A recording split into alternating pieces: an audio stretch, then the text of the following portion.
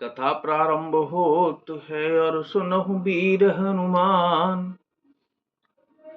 राधा स्वामी जी भगवान आसन आए बिराजिए, तेज पुंज बलवान सियावर रामचंद्र जी की जय। पवन सुत हनुमान जी की जय।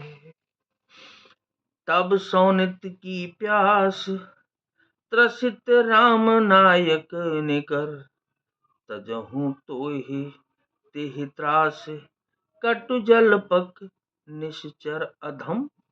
सियावर रामचंद्र जी की जय। पवन सुत हनुमान जी की जय।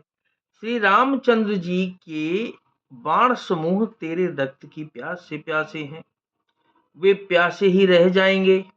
इस डर से अरे कड़वी बकवाद करने वाले नीच राक्षस, मैं तुझे छोड़ता हूं। मैं तब दसन तोर बेलायक, आयसु मोहिन दीन रघुनायक। असिरिस होती दसों मुख तोरों, लंका गही समुद्र महमो बोरों। मैं तेरे दांत तोड़ने में समर्थ हूं, पर क्या करूं, फिर रघुनाथ जी ने मुझे आज्ञा नहीं दी है। ऐसा क्रोध आता है कि तेरे दसों मोह तोड़ डालूं और तेरी लंका को पकड़कर समुद्र में डुबा दूं। गुलर फल समान तब लंका, बसहु मध्य तुम जंतु असंका। मैं बानर फल खात न बारा, आयसु दीनन राम उदारा। तेरी लंका गुलर के फल के समान है, तुम सब कीड़े उसके भीतर अज्ञान बस निडर होकर बस रहे हो। मैं बंदर हूं, मुझे इस फल को खाते क्या देर थी, पर उदार कृपालु श्री रामचंद्र जी ने वैसी आज्ञा नहीं दी है। जुगत सुनत रावण मुसुकाई, मूढ़ सिके कह बहुत जुठाई। बालिन कबहु गाल यस मारा, मिल तपसिन ते भय सिलबारा। अंगद की युक्ति सुनकर रावण मुस्कुराया और बोला, अरे मूर्ख, बहुत झूठ बोलना तूने कहां सीखा। बाली ने तो कभी ऐसा गाल नहीं मारा। जान पड़ता है तू तपस्वियों से मिलकर लबार हो गया है। साचो में लबार बुझ बीहा, जोनियो पारे तब दस जीहा। समझ राम प्रताप कपि कोपा, सभा मांझपन कर पद रोपा।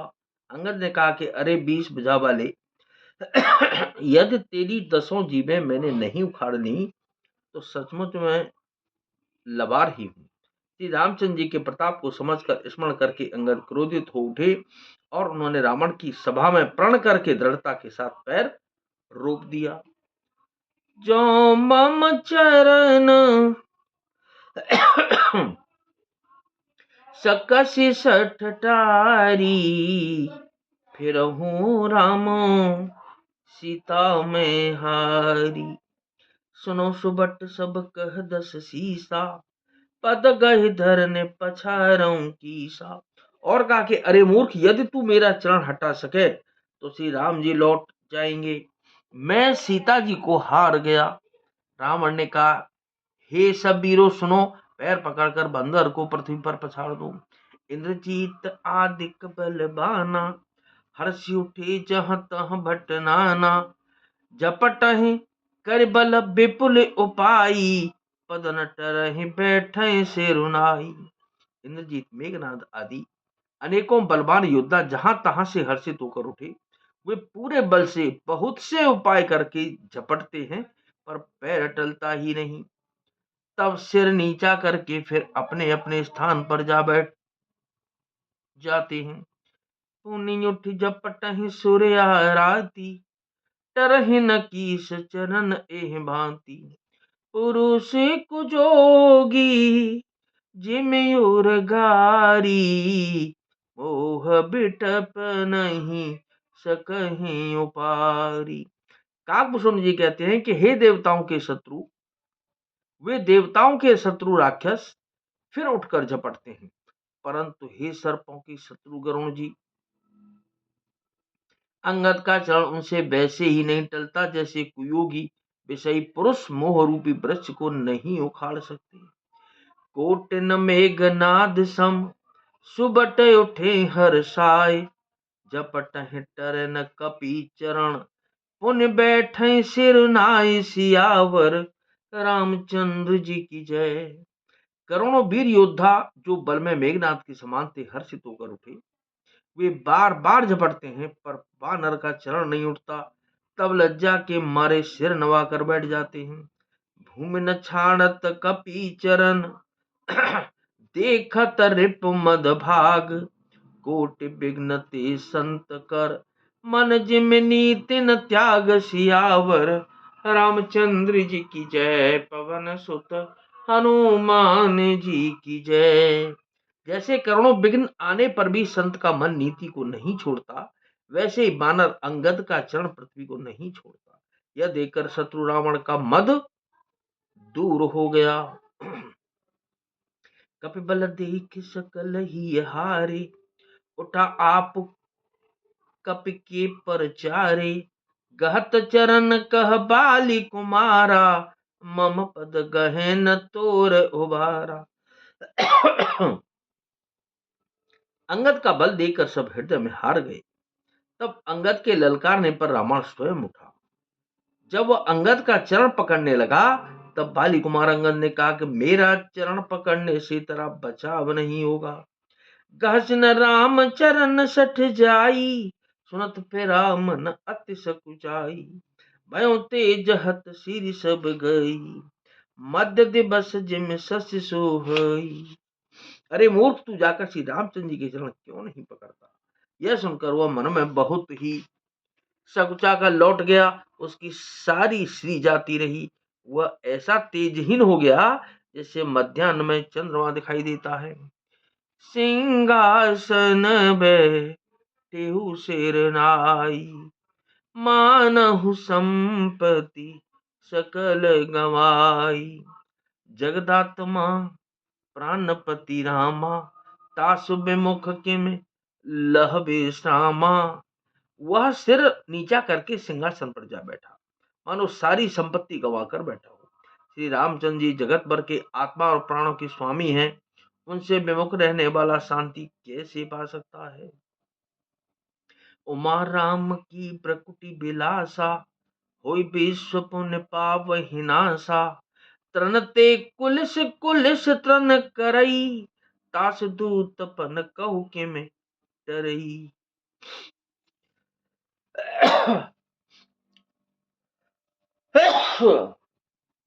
शिव जी कहते हैं कि हे उमा, जिन श्री रामचंद्र जी के भ्रू विलास भौं के इशारे से विश्व उत्पन्न होता है और फिर नाश को प्राप्त होता है, जो तृण को वज्र और वज्र को तृण बना देते हैं, अत्यंत निर्बल को महान प्रबल और महान प्रबल को अत्यंत निर्बल कर देते हैं, उनके दूत का प्रण कहो कैसे डल सकता है। कपि कही नीति विधि नाना, मनन ताहि कालु नियराना, रिप मद मति प्रभु सुजसु सुनायो, यह कही चलो बाली न पजायो। फिर अंगद ने अनेकों प्रकार से नीति कही पर रावण ने नहीं माना, क्योंकि उसका काल निकट आ गया था।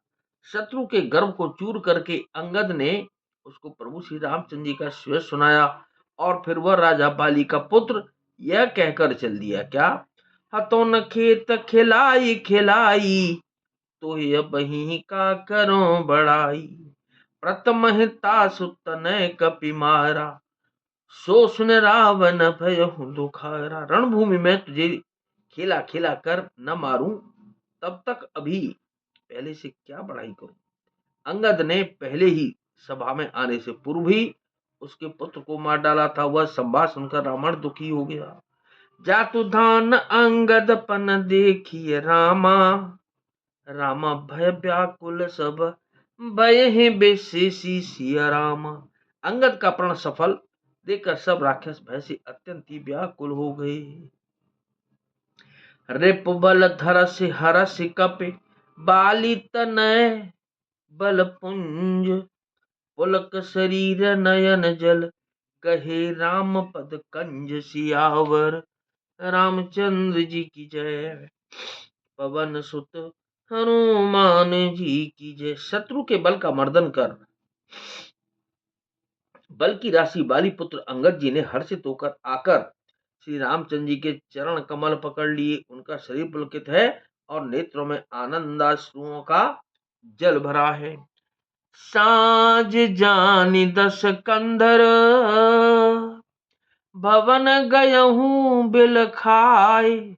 मंदोदरी रावनहि बहुरी कहा, समझाई सियावर। रामचंद्र जी की जय। पवन सुत हनुमान जी की जय। संध्या हो गई जानकर दशग्रीव बिलखता हुआ उदास होकर महल में गया। मंदोदरी ने रावण को समझाकर फिर कहा, तो नाथ सकल संपदा तुम्हारी, मैं सेवक समेत सुत नारी। मंगल भवन अमंगल हारी, उमा सहित जेह जपत पुरारी। कथा विसर्जन होत है, विदा हो हनुमान। राम लखन और जानकी मैया, सदा करें कल्याण सियावर। रामचंद्र जी की जय। पवन सुत हनुमान जी की जय।